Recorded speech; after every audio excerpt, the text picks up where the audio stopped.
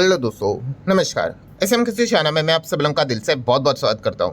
अगर आपने पहली बार विजिट किया है जरूर चैनल को सब्सक्राइब कर लेना। उसी के साथ साथ free stock market classes, let's learn stock market and finance, इन दोनों चैनल को चाहे तो फॉलो कर सकते हो, सब्सक्राइब कर सकते हो। आज के दिन की अगर बात कर ले तो let's learn stock market and finance इस चैनल के ऊपर एक नया लेक्चर अपलोड होने वाला है शाम के 5 साढ़े 5 बजे। सो दोनों चैनल के लिंक आपको ऊपर आई बटन पे नीचे डिस्क्रिप्शन में दिए हैं, आप चाहो तो उनको फॉलो कर सकते हो। सो चले दोस्तों, फिलहाल इस वीडियो को स्टार्ट कर लेते हैं। ठीक है दोस्तों, अभी हम लोग आ चुके हैं बिल्कुल हमारे नॉर्मल स्क्रीन के ऊपर। एंड संडे का पहला वीडियो यूजुअली यही रहता है कि आने वाले नेक्स्ट 5 दिन मार्केट के लिए कैसे रहेंगे, कौन से वो इंपॉर्टेंट इवेंट है, ट्रिगर पॉइंट से जिस चीज़ के चलते बाजार में तेजी आ सकती है, और कौन से वो ट्रिगर पॉइंट से जिस चीज़ को पकड़कर बियर वाले मार्केट को तोड़ सकते हैं, उसी के बारे में बातचीत हम इस वीडियो में करने वाले हैं। सो स्टार्ट करते हैं दोस्तों विद बेसिक 2 फॉर्मेलिटीज़। पहला, छुट्टियाँ, हॉलीडेज। क्या इस हफ्ते मार्केट कुछ पब्लिक हॉलीडे के चलते बंद रहेगा? तो इस सवाल का जवाब है नहीं। अब जो अगली छुट्टी मई मंथ में यहाँ पे आने वाली है वो डायरेक्टली 28 मई को आएगी, तो 28 में इस हफ्ते तो है नहीं। So point number 1 very clear cut, पाँचों में से पाँचों दिन मार्केट चलेगा बिना किसी रुकावट के।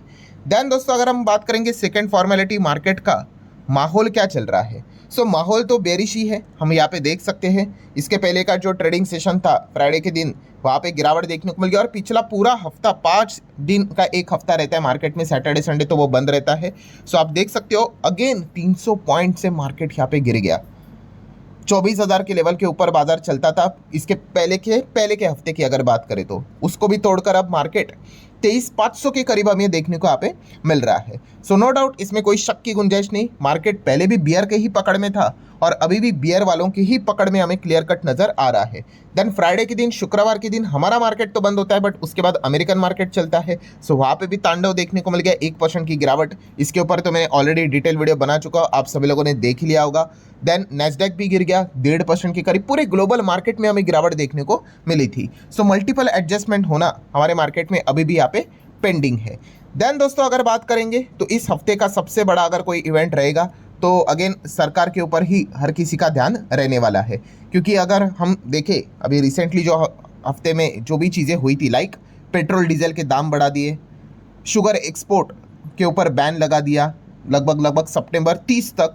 देन गोल्ड सिल्वर अगर आप बाहर से मंगवाते हो, इंपोर्ट ड्यूटी जो रहती थी 6% उसको 15 कर दिया। मतलब क्या है, यह सरकार बहुत सारे नियम कानून कायदे अलग अलग चीज़ों में यहाँ पे अब चेंजेस कर रहे हैं।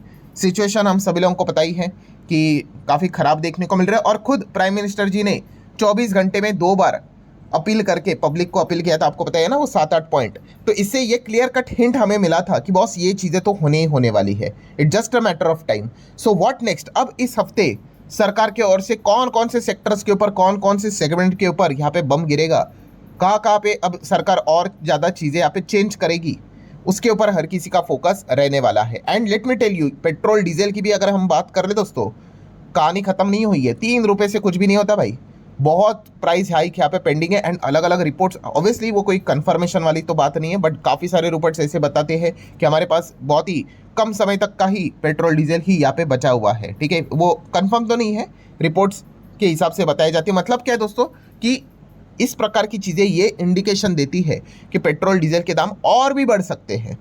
ठीक है, एंड इस चीज़ को लेकर मतलब हमारे बीच में एक उम्मीद थी कि भाई पेट्रोल डीजल से रिलेटेड जो क्राइसिस है वो बड़ा ना हो। तो इसके लिए क्या होना चाहिए था, मिडल ईस्ट में जो जंग चल रही है वो रुक जानी चाहिए थी। इसके लिए सबसे बड़ा पॉइंट कौन सा था? ट्रंप जो चाइना जा रहे हैं, वहाँ पे जाके कुछ तो बातचीत करेंगे और इसको लेकर कोई तो हल निकलेगा। बट आउटकम क्या निकला दोस्तों? कुछ भी नहीं। एंड इस चीज़ के चलते दोस्तों क्रूड के दाम हम सभी लोगों ने देख लिए शुक्रवार के दिन, अगेन यहाँ पे 3-3.25%, WTI तो 4-4.25% बढ़ गया। तो इस प्रकार से अगर क्रूड बढ़ेगा तो पेट्रोल डीजल के दाम कैसे यहाँ पे नीचे आएंगे? इनफैक्ट जो लेवल पे चल रहा है उसके ऊपर भी रहना काफ़ी मुश्किल रहेगा। सो अगेन मैं आपको कह रहा हूँ दोस्तों, बी मेंटली प्रिपेयर्ड। आने वाले समय में पेट्रोल डीजल के दाम आपको शायद से और भी ज़्यादा बढ़ते हुए देखने को यहाँ पे मिल सकते हैं। 100+ क्रूड यहाँ पे चल रहा है, ये तो मतलब काफ़ी ही ख़राब चीज़ हमें देखने को यहाँ पे मिल रही है। एंड ऊपर से अगर देखा गया मिडल ईस्ट में अगेन सीज फायर की बात की जा रही है, उसके बावजूद इजराइल यहाँ पे लेबनान के ऊपर स्ट्राइक कर रहा है, फिर हिजबुल्लाह आके जो है वो रिटेलिएट यहाँ पे कर रहे हैं। अब तेहरान की अगर बात कर ले तो उन्होंने भी यहाँ पे बताया है कि हम जो हॉर्मुज के ऊपर जो टोल लगाने वाले थे उसको लेकर क्या मैकेनिज्म रहेगा कैसे हम टोल वसूल करेंगे वहाँ से जहाज जाने के लिए, वो सारा प्लान अब दुनिया के सामने रखने वाले हैं। मतलब पहले से ही यहाँ पे ऑयल की इतनी ज़्यादा किल्लत है, ऊपर से अब वो पर्टिकुलर उस एरिया में क्या करने वाले हैं, टोल लगाने वाले हैं। सो सिचुएशन हम कह सकते हैं दोस्तों क्लियर कट समझ में आ रही है कि कोई कंट्रोल में नज़र यहाँ पे नहीं आ रही है। डे बाय डे खराब ही पॉइंट हमें देखने को मिल रहे हैं। देन अगर बात कर ले प्राइम मिनिस्टर नरेंद्र मोदी जी अलग अलग फॉरेन टूर्स के ऊपर यहाँ पे जो रहती है चीज़ें स्ट्रेटेजिकली पॉइंट्स के हिसाब से मैं यहाँ पे बात कर रहा हूँ, तो उस हिसाब से अगर हम बात कर ले तो रिसेंटली हम लोगों ने देखा था कि वो यूएई चले गए थे। वहाँ पे हम सभी लोगों ने देख लिया कि कैसे defence, gas supply, strategic oil reserves को लेकर हमें डील होते हुए देखने को यहाँ पे मिली है। सो वैसे ही यहाँ पे हम कह सकते हैं दोस्तों 20 मई तक प्राइम मिनिस्टर जी के अलग अलग यूरोप कंट्रीज़ के भी देश में उनके दौरे हम लोगों को देखने को मिलने वाले। सो वहाँ से भी कोई ना कोई इसी प्रकार की स्ट्रैटेजिक पार्टनरशिप डील साइन होते हुए देखने को मिल सकती है। तो कभी भी खबर सामने आएगी तो मार्केट उस चीज़ को लेके बड़ा रिएक्शन भी दिखा सकता है, तो इसके ऊपर आपका ध्यान होना चाहिए। देन दोस्तों जापान का जीडीपी का डेटा सामने आएगा, इसको नोट करके चलना है। FOMC की जो मीटिंग थी जो अभी कंक्लूड हुई थी उसके मिनट्स हमारे सामने यहाँ पे आने वाले हैं, तो अगेन अमेरिकन मार्केट को एक पॉइंट मिल जाएगा जिस चीज़ को लेकर ट्रेडर्स बड़ा दाव खेलेंगे, तो बाजार में वॉलेटिलिटी क्रिएट होगी। देन दोस्तों PMI का डेटा सामने आने वाला है, इंडिया का, अमेरिका का, मैन्युफैक्चरिंग का, सर्विस का, सारे डेटा। मतलब ये जो हफ्ता है दोस्तों मैं क्या ही बोलूँ, लिटरल लोग पागल होने वाले, इतने सारा एक एक पॉइंट यहाँ पे हमारे सामने यहाँ पे आने वाले हैं।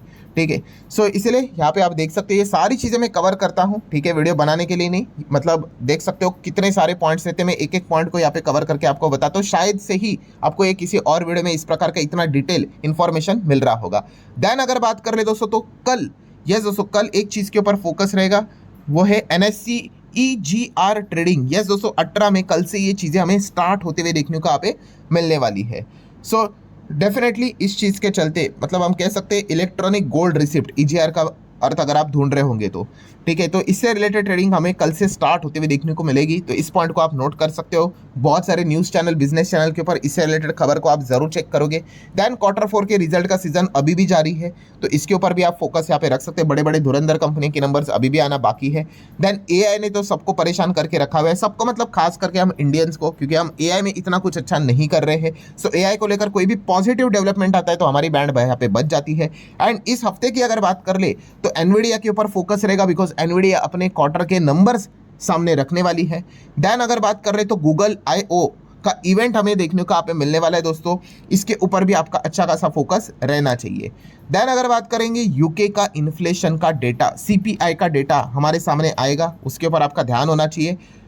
देन चाइना की जो सेंट्रल बैंक है, the People's Bank of China, इनकी मॉनेटरी पॉलिसी की मीटिंग हमें देखने को मिलेगी। ठीक है, अगर कोई आउट ऑफ द बॉक्स खबर आती है तो जाके हम कह सकते हैं कि ओवरऑल ग्लोबल लेवल पे कोई चेंजेस नजर आते हैं, वरना ठीक है इतना कुछ खास पॉइंट यहाँ पे नहीं होता है।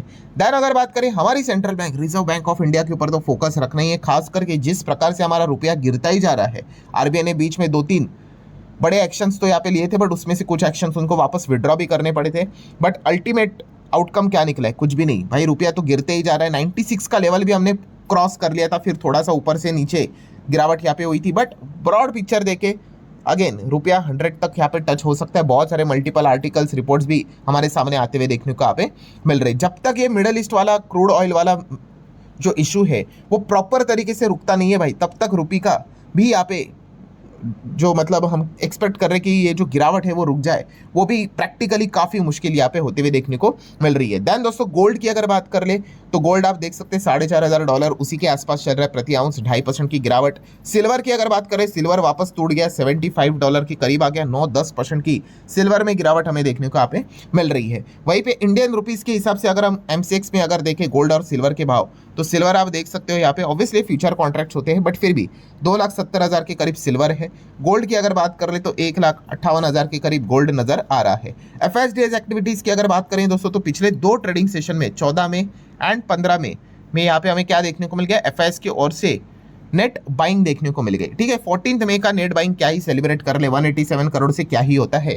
बट फ्राइडे के दिन की अगर बात कर ले दोस्तों, 15 में जो था काफ़ी अच्छा मतलब डिसेंट 1300 करोड़ की नेट बाइंग FIS की ओर से हमें देखने को मिली थी। बट अगेन जैसे मैंने कहा है कि इस चीज़ के चलते कोई बड़ा सेलिब्रेशन की ज़रूरत नहीं, बिकॉज कंसिस्टेंसी मैटर करता है। 1-2 बार भाई चौका छक्का लगाकर कोई बहुत बड़ी बात नहीं है। आप कंसिस्टेंटली कितना अच्छा परफॉर्मेंस दोगे, कितना कंसिस्टेंटली वो बाइंग करेंगे, उससे पता चलता है कि एफआईएस वापसी यहाँ पे करेंगे या नहीं करेंगे। देन क्रिप्टो करेंसी की अगर बात कर ले, क्रिप्टो मार्केट में आप देख सकते हो बिटकॉइन वापस $80,000 के नीचे फिसल गया। वहीं पे इथेरियम की बात कर ले, इथेरियम भाग तो नहीं रहा है बट गिरते वक्त तो भाई जबरदस्त गिर रहा है। सो 2200 का रेंज जो डॉलर टर्म में अगर बात करें इथेरियम नीचे आते हुए देखने को मिला है। डॉलर इंडेक्स की बात कर ले दोस्तों, तो डॉलर इंडेक्स अगेन 100 की ओर बढ़ते हुए देखने को मिला है। जब जब डॉलर इंडेक्स ऊपर भागेगा, गोल्ड सिल्वर में आपको अच्छी पिटाई देखने के चांसेस काफी ज्यादा यहाँ पे बढ़ जाते हैं, क्योंकि यही चीजें चल रही थी कि अब क्या कर रहा है गोल्ड, सिल्वर तो नहीं कह सकते बट फिर भी थोड़े मात्रा में सेंट्रल बैंक सिल्वर को भी कलेक्ट कर ही रही थी। सो ये बातें चल रही थी कि गोल्ड सिल्वर क्या कर रहा है, डॉलर को रिप्लेस कर रहा है, ठीक है। एंड अभी हम देख रहे हैं कि डॉलर इंडेक्स वापस मजबूत हो रहा है, मतलब डॉलर मजबूत हो रहा है। सो ये कमोडिटी मार्केट मतलब गोल्ड एंड सिल्वर के लिए अच्छा पॉइंट नहीं रहेगा, वहाँ पे ज़्यादा सेल ऑफ देखने को मिल जाता है। देन दोस्तों बॉन्ड मार्केट की बात कर ले, अमेरिका के जो बॉन्ड है वहाँ पे कितना चल रहा है, अब यील्ड 4.5 को क्रॉस करते हैं, ऑलमोस्ट 4.6 के करीब देखने को मिल रहा है। वहीं पे हमारा 10 साल का बॉन्ड यील्ड की अगर बात कर ले तो वो 7 को क्रॉस करते हुए देखने को यहाँ पे मिल रहा है, ठीक है। ये बॉन्ड जो मार्केट होता है वो हमारे इक्विटी मार्केट के लिए दुश्मन रहता है, हमेशा इन दोनों के बीच में फाइट हमें देखने को मिल जाती है। बॉन्ड मार्केट का बढ़ना ये इक्विटी मार्केट के लिए खराब बात रहती है एंड वाइस वर्सा। देन अगर हम यहाँ पे बात करेंगे दोस्तों तो option chain. So option chain मतलब हम क्या ही देखेंगे, अभी 23,700 का लेवल भी यहाँ पे टूट ही चुका है। पहले तो इसको ही यहाँ पे पकड़ना है, तो आप देख सकते हो हर लेवल पे आपको एकदम स्ट्रॉन्ग रेसिस्टेंस क्लियर कट नजर यहाँ पे आ जाएगा हर 100 के ऊपर। 100 मतलब 23,700, 23,800, ठीक है। अनटिल एनालिस्ट कोई सॉलिड खबर ना आ जाए तब तक ये लेवल को बहुत ही कॉन्क्रीट लेवल पे ब्रेक करना, देखिए ब्रेक तो आप कर सकते हो बट यस वो टिकना इंपॉर्टेंट है, वरना तो भाई 24,000 का लेवल भी था, टूट गया वो भी, ठीक है। तो नेगेटिव अगर कोई भी खबर आ जाती है एंड फिलहाल अगर देखा गया मार्केट नेगेटिव सेंटीमेंट से भरा पड़ा हुआ है, ठीक है। 10 अच्छी खबर लेके आ जाओ, मार्केट इतू सा नहीं बढ़ेगा बट एक नेगेटिव खबर लेके आ जाओ काफी है भाई मार्केट को 23,500 का लेवल भी तोड़ने के लिए। सो 23,500 के ऊपर ही अभी हर किसी का ध्यान है और यहाँ पे आप देख सकते हो काफी अच्छा सपोर्ट लेवल, सपोर्ट और रेसिस्टेंस में तो इसको ज़्यादा कुछ यहाँ पे मानता नहीं, क्योंकि ये चीज़ें बदलती रहती है, ठीक है। 20 टूटेगा तो 19 को सपोर्ट बोलेंगे, 19 टूटेगा तो 18 को बोलेंगे, but in short term way traders इस पे रोल प्ले यहाँ पे करते रहते हैं, इन्वेस्टर का इसमें ज़्यादा कोई लेना देना होता नहीं है। बट फिर भी शॉर्ट टर्म में अगर देखा गया तो 23,500 के ऊपर ही अब ज़्यादा दाव यहाँ पे लगाया जा चुका है। सो ये लेवल को अगर तोड़ना है तो अगेन कोई तो शॉकिंग खबर यहाँ पे आनी चाहिए एंड फिलहाल का बाजार का माहौल वैसा बना हुआ है कि इस प्रकार की खबरें यहाँ पे बैक टू बैक आ रही है, ठीक है। तो ओवरऑल कंक्लूजन क्या है दोस्तों, बाजार कमज़ोर ही नज़र यहाँ पे आ रहा है। एकदम से ही सरप्राइजिंग वाली, खास करके वॉर वाली अगर कोई अच्छी खबर निकल कर आ जाए तो ही जाके बाजार एकदम सडनली जंप करेगा। इसके पहले हम 2-3 बार ऐसा चेक कर चुके हैं बट अगेन सेम वही पॉइंट सामने आ जाता है कि वो कॉन्क्रीट खबर नहीं, क्योंकि कोई ऑफिशियल अनाउंसमेंट नहीं थी। सो ठीक है, अगेन वीडियो क्लोज करने से पहले इतना ही कहना चाहूँगा, अगेन बियर वालों के ही पकड़ में मार्केट हमें देखने को यहाँ पे मिल रहा है, ठीक है। लेट्स सी क्या बियर वाले अब 23,500 को भी इस हफ्ते तोड़ पाते हैं भी या नहीं। सो आशा करता हूँ दोस्तों जितने भी पॉइंट्स थे सारे मैंने कवर कर लिए, वीडियो हेल्पफुल लगा होगा, चाहो तो लाइक एंड शेयर यहाँ पे कर सकते हो। अब मिलते हैं अगले वीडियो में, तब तक के लिए बाय बाय।